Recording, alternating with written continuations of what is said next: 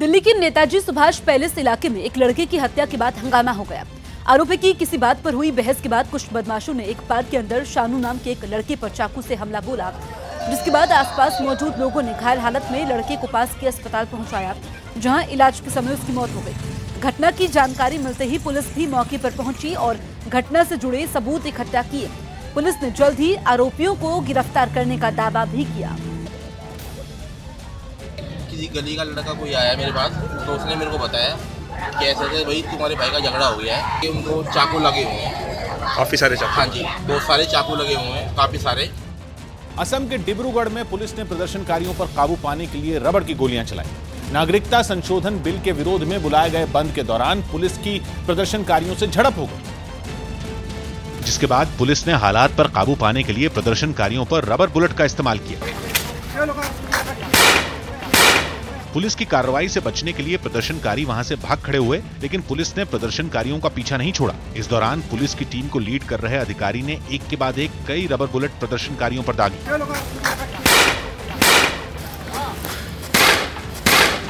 इस बीच जब प्रदर्शनकारियों ने पुलिस वालों का विरोध करने की कोशिश की तो पुलिस ने उन लोगों को दौड़ा दिया। हालांकि इस दौरान भी पुलिस अधिकारी ने प्रदर्शनकारियों पर रबर बुलेट का इस्तेमाल जारी रखा, जबकि उनके साथ चल रहे जवान लाठियां लिए दिखाई दिए।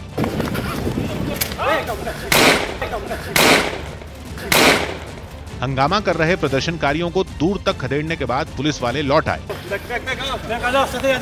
इस कार्रवाई से पहले नागरिकता संशोधन बिल का विरोध कर रहे लोगों ने बंद के दौरान वहां बीजेपी ऑफिस में तोड़फोड़ और आगजनी की, जिसकी वजह से पुलिस को प्रदर्शनकारियों पर कार्रवाई करनी पड़ी। उधर गुवाहाटी में भी नेसो यानी नॉर्थ ईस्ट स्टूडेंट्स ऑर्गेनाइजेशन के छात्रों ने नागरिकता संशोधन बिल के विरोध में प्रदर्शन किया।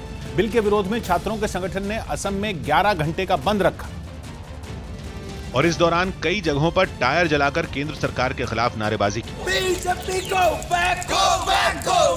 बंद की वजह से वहां घूमने गए कुछ सैलानी भी फंस गए, क्योंकि प्रदर्शन कर रहे छात्रों ने उनकी गाड़ी को आगे बढ़ने से रोक दिया। इससे पहले प्रदर्शन कर रहे छात्रों ने तड़के टायर और पुआल जलाकर हाईवे भी बंद कर दिया, जिसकी वजह से वहां ट्रकों की कतार लग गई।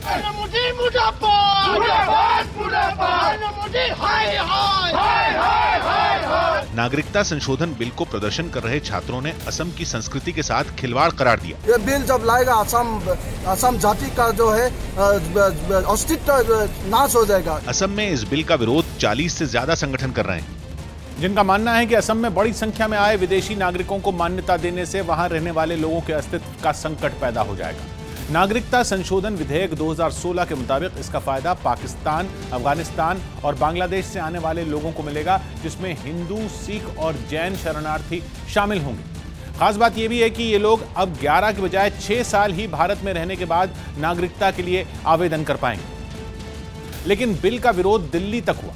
टीएमसी के सांसदों ने संसद परिसर में गांधी प्रतिमा के सामने प्रदर्शन किया। टीएमसी के सांसद इस दौरान काले कपड़े पहनकर जमीन पर बैठे रहे, जबकि नरेंद्र मोदी का मुखौटा लगाए टीएमसी का एक सांसद उन्हें डंडा लेकर डराता दिखा। इस तरीके से तृणमूल कांग्रेस के जो सांसद हैं वो यहाँ पर प्रदर्शन कर रहे हैं और सिटीजनशिप अमेंडमेंट बिल के खिलाफ जो कि सरकार लाने वाली है, इस तरीके से ये प्रदर्शन कर रहे हैं। इस बीच नागरिकता संशोधन बिल वापस लिए जाने की मांग करते हुए टीएमसी के कुछ सांसदों ने नारेबाजी की।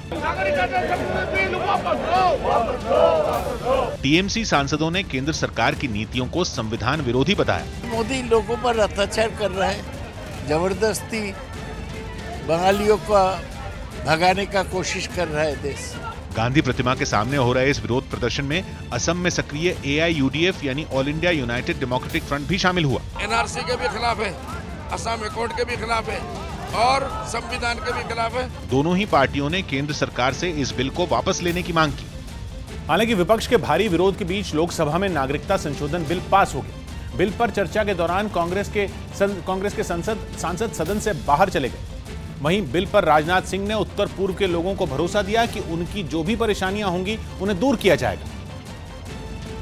आज भी यदि कोई गलतफहमी है असम के रहने वाले लोगों के अंदर, नॉर्थ ईस्ट के रहने वाले लोगों के अंदर, मैं कहना चाहता हूं कि हम उनसे बात करने के लिए, खुले तौर पर बात करने के लिए अध्यक्ष महोदय पूरी तरह से तैयार हैं।